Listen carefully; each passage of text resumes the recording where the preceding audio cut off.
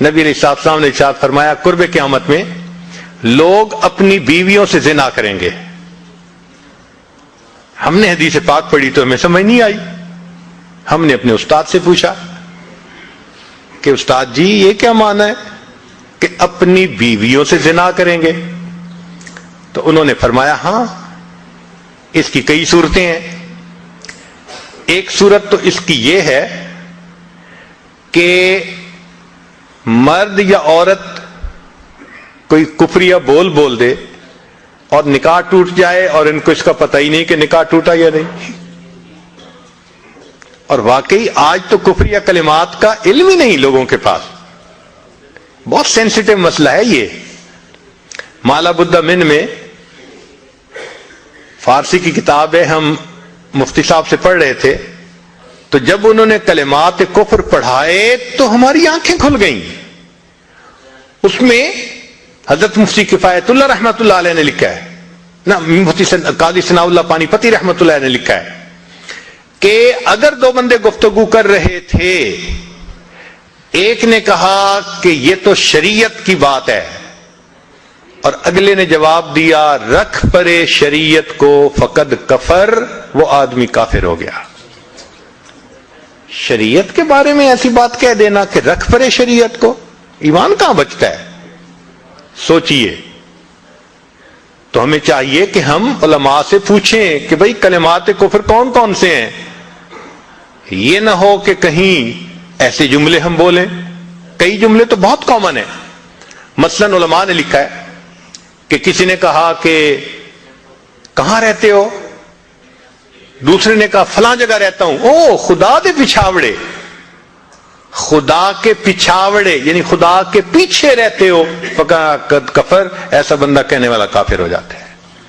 تو ان کا علم حاصل کرنا ضروری کہ کہیں ہم تو اپنی گفتگو میں کوئی ایسی بات نہیں کہہ جاتے, اور اگر نکاح ٹوٹ گیا تو پھر اپنے ذہن میں میاں بیوی رہ رہے ہیں اور زنا کا گناہ لکھا جا رہا ہے.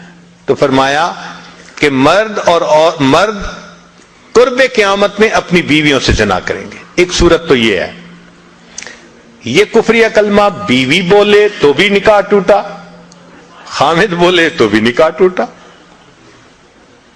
اور دوسری صورت ایک دوسرے کے ساتھ آرگومنٹس, اور یہ تو ہر گھر کی آج بات نظر آتی ہے. جس گھر میں دیکھو الا ماشاء اللہ وہی حال ہے. جب شادی ہوئی میں بولتا تھا, بیوی سنتی تھی.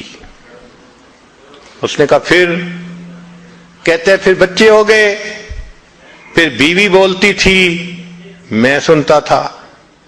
اس نے کہا پھر, کہتے پھر ہم دونوں بوڑھے ہو گئے, ہم دونوں بولتے تھے محلے والے سنتے تھے. تو بڑھاپے میں آرگومنٹس اور زیادہ. اب ان آرگومنٹس میں ہوتا کیا ہے کہ مرد کی زبان سے کنائے میں طلاق نکل جاتی ہے. کنایا کہتے ہیں کہ لفظ تو طلاق کا نہیں بولا, لیکن بات ایسی کر دی کہ جس کا مفہوم طلاق والا ہوتا ہے,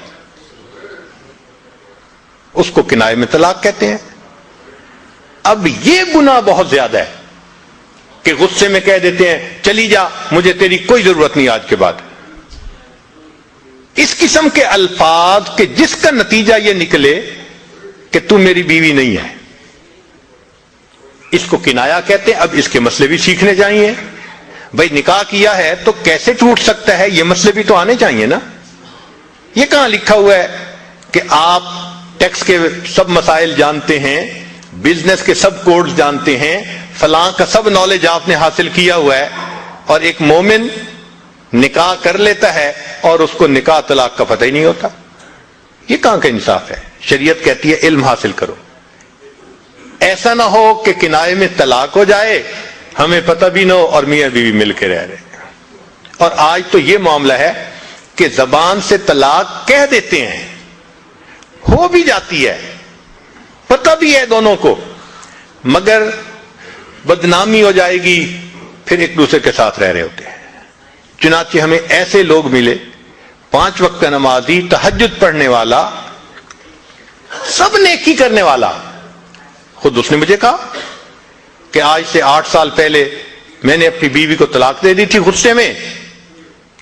ویسے میں نے غصے میں دی تھی. میں نے کہا کبھی کسی نے بیوی کو خوش ہو کے طلاق دی؟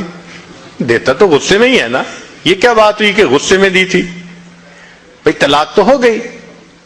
اور جی پھر بعد میں ہم نے سوچا وہ بھی نیک ہے میں بھی نیک ہوں, بدنامی ہو جائے گی, بچے خراب ہو جائیں گے, تو بس پھر ہم نے پھر اکٹھا رہنا شروع کر دیا. نہ رشتہ داروں کو پتا, نہ علماء سے پوچھا. پھر میاں بیوی اکٹھا رہ رہے ہیں, ایک گھر ایک کمرے میں. اب بتائیں زنا ہو رہا ہے کہ نہیں ہو رہا؟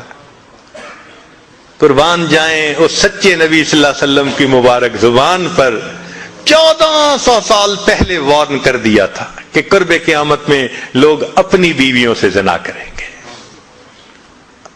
آج اس بات کی ضرورت ہے ہم دین کو پڑھیں, دین کو سمجھیں, دین کو سیکھیں, تاکہ اپنی زندگی شریعت کے مطابق گزار سکیں.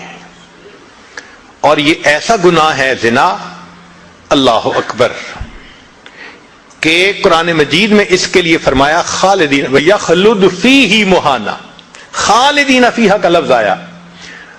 تو مفسرین نے اس پر نقطہ لکھا کہ کافر ہمیشہ ہمیشہ جہنم میں رہیں گے, مومن مسلمان خطاکار کے لیے خالدین کا لفظ. تو مفسرین نے اس کا جواب دیا جی ہاں, یہ آپس میں انوالو تھے نا, تو کہتے تھے ہم کبھی ایک دوسرے کو نہیں چھوڑیں گے, ہم کبھی نہیں چھوڑیں گے ایک دوسرے کو.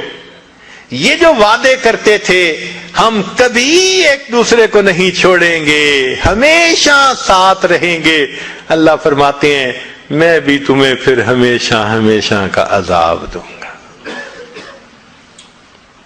ایک حدیث پاک میں ہے قیامت کے دن اللہ تعالیٰ کے سامنے بوڑھا زانی آئے گا, اللہ تعالیٰ اس کے چہرے کی طرف نہیں دیکھیں گے.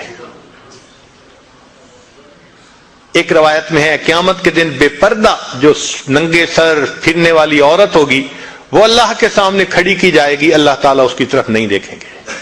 یہ وہ گناہ ہے کہ اللہ تعالیٰ کی رحمت کی نظر ہی قیامت کے دن نہیں پڑے گی. آج اس سے بچنے کی ضرورت ہے.